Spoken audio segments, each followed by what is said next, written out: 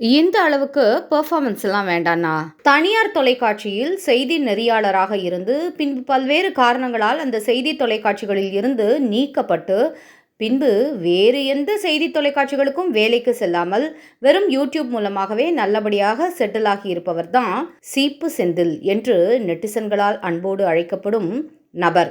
செய்தி நெறியாளர் என்ற அடைமொழியோடு அமரும் போதே நடுநிலை என்றால் கிலோ என்ன விலை என்ற ரேஞ்சுக்கு களமாடுவார் அண்ணன். இப்போதோ வெளிப்படையாகவே ஆதரவு தெரிவிப்பதற்காக யூடியூப் சேனல் ஆரம்பித்து விட்டதால் அண்ணனுடைய பெர்ஃபார்மன்ஸ் எல்லாம் அதிரடியா வேற லெவல்ல இருக்கு. திராவிட மாடல் ஆட்சியில் தமிழ்நாடு அமெரிக்காவை விட சிறப்பாக இருக்கிறது என்று கூறி கழகத்தின் கொள்கை பரப்பு பேச்சாளர்களே தூக்கி சாப்பிட்டு வந்தார் அண்ணன். சமீபத்தில் ஒரு தனியார் தொலைக்காட்சியில் பொதுமக்கள் முன்பு நடந்த விவாத நிகழ்ச்சியின் போது இந்து மக்கள் கட்சியின் அர்ஜுன் சம்பத் அவர்கள் உணர்ச்சி வசப்பட்ட சம்பவம் அனைவருக்கும் அதிர்ச்சியை ஏற்படுத்தியிருந்தது. பொது மேடையில் எப்படி வாக்குவாதம் முற்றக்கூடாது என்ற கருத்து அனைவருக்குமே இருந்தாலும் எதற்காக அப்படி பொது மேடையில் கோபப்பட்டோம் என்று அர்ஜுன் சம்பத் தரப்பில் அளிக்கப்பட்ட விவாதங்களையும் புறக்கணிக்காமல் இருப்பதுதான் நடுநிலையாக கருதி கணக்கில் வைத்துக் கொள்ளப்படும். ஆனால் நம்ம சீப்பு செந்தில் அண்ணன் டைரக்டா மதிவதனி அவர்களுக்கு சப்போர்ட் செய்ய வேண்டும் என்று களத்துல இறங்கிட்டாரு. சரி இதெல்லாம் அவருடைய தனிப்பட்ட விருப்பம். இதற்கு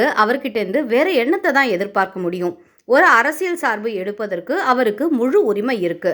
அதற்கேற்றாற் போல பொது மேடையில் உணர்ச்சி வசப்பட்டு அர்ஜுன் சம்பத் அவர்களுக்கும் அதற்கான இடத்தை ஏற்படுத்தி கொடுத்துட்டாரு. ஆனா இதுதான் சாக்கு என்று போற போக்குல இஷ்டத்துக்கு சீப்பு செந்தில் அவர்கள் அடித்து விடும்போது அதை நாம சுட்டிக்காட்ட வேண்டியது நம்முடைய கடமை. இது போன்று அர்ஜுன் சம்பத் அவர்கள் மதிவதனியை பேச விடாமல் செய்தது எல்லாம் பாசிசம் என்றும், ஆதிக்க சக்திகளுக்கு இது போலெல்லாம் உருட்டி மிரட்டி ஜனநாயகத்தின் குரல் வலையை நசுக்குறாங்க என்றும் சகட்டு மேனிக்கு இலக்கிய நயத்தில் நமக்கு பாடம் எடுத்து கொண்டிருந்தாரு நம்ம சீப்பு. சரி, ஏதோ சரியாகத்தான் சொல்றாரு போல என்று ஆர்வத்தோடையே கேட்டுக்கொண்டு வந்தால், அந்த பெண்ணின் சுதந்திரத்தை தைரியத்தை பாராட்டுகிறேன் என்று வேறு ஒரு சம்பவத்தை நினைவு சொல்றாரு நம்ம அண்ணன். ஏதோ பேச்சாளர் திமுகவை பற்றி விமர்சித்து பேசிய போது திமுக ஆதரவாளர் ஒருவர் மேடை மீது ஏறியவுடன் மற்ற கட்சியினரெல்லாம் தெரித்து ஓடிவிட்டார்களாம். ஆனால் இப்படி பாசிச சக்திகள் மேடையில் மிரட்டிய போதும் மதிவதனி அவர்கள் பயப்படலை என்று கெத்தாக பில்டப் கொடுத்தாரு நம்ம சீப். ஐயோ அண்ணன், நீங்க மைண்ட் வாய்ஸ்ன்னு நினைச்சு சத்தமா பேசிட்டீங்க. இந்து மக்கள் கட்சியை பாசிச சக்தி பாயச சக்தி என்று இவ்வளவு நேரம் உருட்டி விட்டுட்டு அதற்கெல்லாம் முன்னோடியாக ஏற்கனவே திமுக ஆதரவாளர்கள் மேடை ஏறி அராஜகம் செய்யும் அளவுக்கு பாசிச சக்தியாக இருந்திருக்காங்க என்ற உண்மையை ஒளரிட்டீங்கன்னு. அப்படி என்றால் ஜனநாயகத்தின் குரல் வலையை நசுக்குவது திமுகவா? திமுக இப்படிப்பட்ட அராஜகம் செய்வதை கண்டு அரசியல்வாதிகளே தெருத்து ஓடுறாங்க என்று கூறிவிட்டு மதிவதனி அவர்கள் தைரியமாக நிற்கிறார் என்ற பில்டப்பை கொடுத்துருக்கீங்க. ஆக்சுவலாக பார்த்தா நீங்கள் திமுகவுடைய மானத்தை மொத்தமாக கப்பலேத்திட்டீங்க. சரி, அதை விடுங்க. பாஜக பத்திரிகையாளர்களை மிரட்டுகிறது என்றும் அதற்கு எதிராக திமுக, விசிக, கம்யூனிஸ்ட் காங்கிரஸ் போன்ற கட்சிகள் எல்லாம் ஓரணியில் நின்று எதிர்த்து குரல் கொடுக்க வேண்டும் என்று விட்டீங்களே ஒரு கதை. அப்பப்பா, சும்மா சொல்லக்கூடாது. செம மாசான உருட்டுன.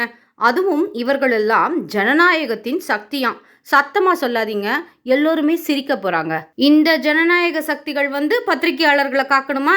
மதுரை தினகரன் ஆபீஸை கொளுத்தியது எந்த ஜனநாயக விரோத சக்தின்னு? பாஜக பத்திரிகையாளர்களின் குரலை நசுக்குகிறது என்று சொன்னீங்க. RS பாரதி அவர்கள் ஒட்டுமொத்த பத்திரிகையாளர்களையும் கேவலமான கொச்சையான ஒரு வார்த்தையில் திட்டிய போது உங்க குரலை யாரு நசுக்கி வச்சிருந்தாங்க? திமுக தலைவர் உங்களை திட்டிய போது கூட உங்களை எதிர்த்து குரல் எழுப்ப விடாமல் தடுத்தது பாஜக என்று அடுத்த உருட்டையும் சேர்த்தே உருட்டினீங்க. ஆனா எல்லாத்தையுமே மன்னிச்சிடலாம். பத்திரிகையாளர்களின் குரலை நசுக்கும் பாசிச சக்திகள் ஒற்றுமையாக இருக்கிறார்களாம். ஜனநாயக சக்திகள் பிரிஞ்சு கிடக்கிறாங்களாம். எப்பா, அந்த ஜனநாயக சக்திகள் கிட்ட வேங்கை வயல் சம்பவத்துக்கு இன்னும் ஏன் நியாயம் கிடைக்கல என்று கொஞ்சம் கேட்டு சொல்லுங்கண்ணே. உடனே அர்ஜுன் சம்பத் அவர்கள் புது மேடையில் இப்படி உணர்ச்சி வசப்பட்டு நடந்ததற்கு நாங்கள் ஆதரவு தெரிவிக்கிறோமா என்ற கேள்வியும் சேர்த்தேதான் எழும். அதனால்தான் முதல் வரியிலேயே அர்ஜுன் சம்பத் அவர்கள் செய்தது தவறு என்பதையும் தெள்ள தெளிவாக சொல்லிட்டோம். அதே சமயம் அதை கண்டிக்கிறேன் பேர் வழி என்று இஷ்டத்துக்கு உங்களை போல ஓவரா உருட்டலையும் உடனே நிறுத்தணும் என்ற நோக்கத்தில் தான் இதை சொல்லரும். எப்படியும் புதிய துணை முதல்வர் பதவி ஏற்றதிலிருந்து தமிழகத்தில் பாலாரும் தேனாரும் ஓடுகிறது என்று அடுத்த பில்டப் கொடுக்க இந்த நேரம் தயாராக இருப்பார் நம்ம சீப்பு.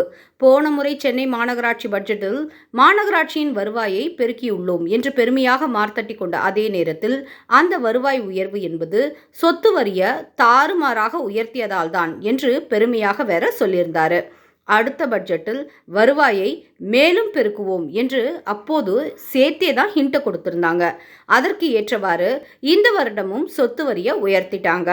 இதையும் அந்த ஜனநாயக சக்திகளிடம் கேட்டு சாமானிய மனிதனின் குரலற்றவரின் குரலாய் சீப்பு செந்தில் அண்ணன் நிச்சயமாக ஒலிப்பார் என்று நம்புவோம்.